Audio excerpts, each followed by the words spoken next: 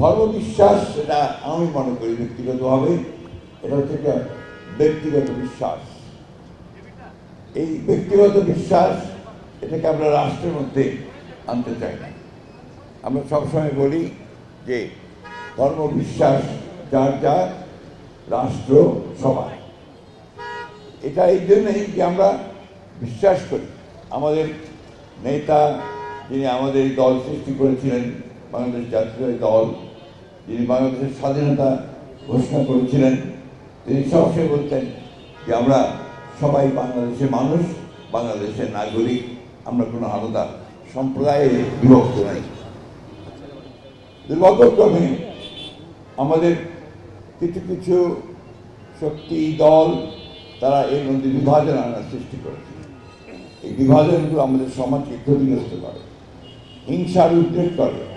একটি শব্দ যেটাকে আমরা হেট করি, হেট, ঘৃণা, এই শব্দটাকে আমাদের সকলেরই ঘৃণা করা উচিত।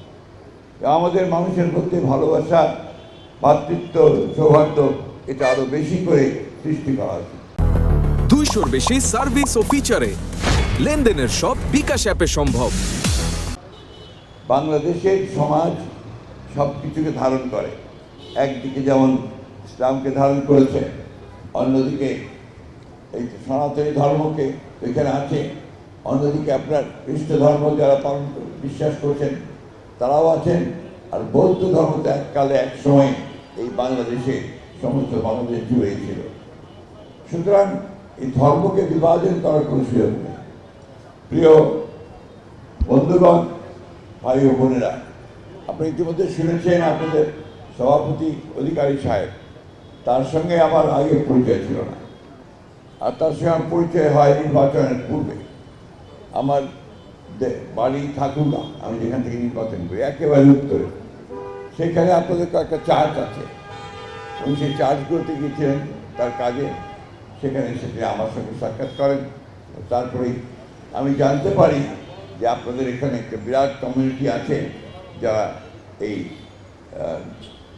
এই বিশ্বাসে আছেন এবং আপনারা এই বিশ্বাসে সামনের দিকে এগিয়ে যাচ্ছেন।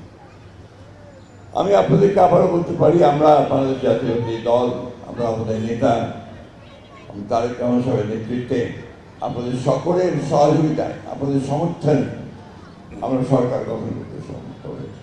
সেই জন্য আমি আপনাদের প্রতি কৃতজ্ঞতা জানাচ্ছি। আমাদের সামনে অনেকগুলো কাজ, যে কাজগুলো আমরা করেছি, আমরা বাংলাদেশকে সত্যিকার অর্থেই একটি অসাম্প্রদায়িক গণতান্ত্রিক বাংলাদেশ হিসাবে প্রতিষ্ঠিত করতে চাই। 200-র বেশি সার্ভিস ও ফিচারে লেনদেনের সব বিকাশ অ্যাপে সম্ভব। এই বিষয়টা আমাদের কাছে অত্যন্ত গুরুত্বপূর্ণ, যে কারণে আপনারা দেখেছেন যে আমাদের নেতা তারেক রহমান সাহেব অতি দ্রুত তিনি অনেকগুলো কাজ শুরু করেছেন। তার মধ্যে একটি কাজ হচ্ছে যে মসজিদগুলো যারা ইমাম খাদেম আছেন তাদেরকে সম্মানী দেওয়া, মন্দিরে যারা পুরোহিত আছেন তাদেরকে সম্মানী দেওয়া, চার্চে যারা আছেন ফজর নাম তাদেরকে সম্মানী দেওয়া, বৌদ্ধ উপাসনালয়গুলোতে যারা কাজ করেন, সেবায়ত আছেন, তাদেরকে সম্মানী দেওয়া। এই কাজটাও আমাদের সব কাজে হতে। সাধারণ দুস্থ মহিলাদের জন্য ফ্যামিলি কার্ড, কৃষকদের উন্নয়নের জন্য কৃষক কার্ড, প্রত্যেক দিন 10,000 টাকা পর্যন্ত কৃষি ঋণ সুদ সহ মকুব করে দেন। খেলাধুলার জন্য তিনি মাত্র কয়েকদিন আগেই 500 জন অত্যন্ত কৃতি খেলোয়াড় যারা, তাদেরকে প্রায় 1 লক্ষ টাকা করে ভাতা দেওয়ার ব্যবস্থা শুরু করে দেন। এই বিষয়টা নিঃসন্দেহে আমাদের এই 47 দিনের মধ্যে আমরা মাত্র 47 দিন 48 দিন আমরা করেছি, সেটা আমাদের জন্য একটা নিঃসন্দেহে অত্যন্ত সামনে এগিয়ে যাওয়ার একটা কাজ।